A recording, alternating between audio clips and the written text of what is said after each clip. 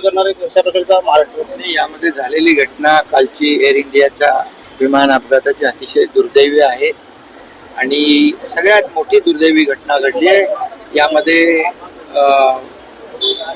विमान प्रवासी देखील मोठ्या प्रमाणावर मृत्युमुखी पडलेले आहेत आणि त्याचबरोबर जे मेडिकल कॉलेज होतं त्या इमारतीवर हे विमान कोसळल्यामुळे तिथली देखील मोठ्या प्रमाणावर कॅज्युअल्टी झाली आहे.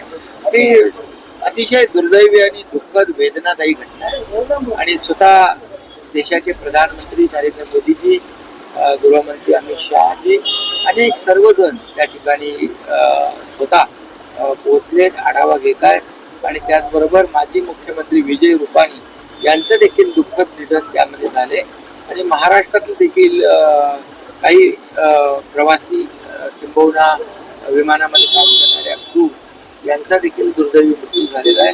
महाराष्ट्राने हेल्प डेस्क सुरू केलेला आहे.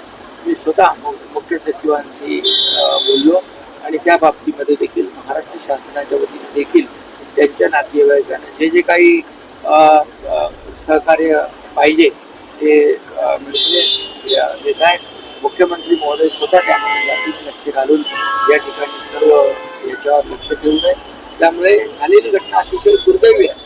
परंतु आता यामध्ये जे काही डेड बॉडीज आहेत त्या ओळखणंही कठीण झालेलं आहे. त्यामुळे DNA टेस्ट वगैरे ह्या सगळ्या बाबी ज्या आहे, फॉरेन्सिक आणि तांत्रिक काही बाबी आहेत त्यावर केंद्र सरकार आणि गुजरात सरकार जे आहे ते जातीने लक्ष ठेवून आहे आणि म्हणून महाराष्ट्रात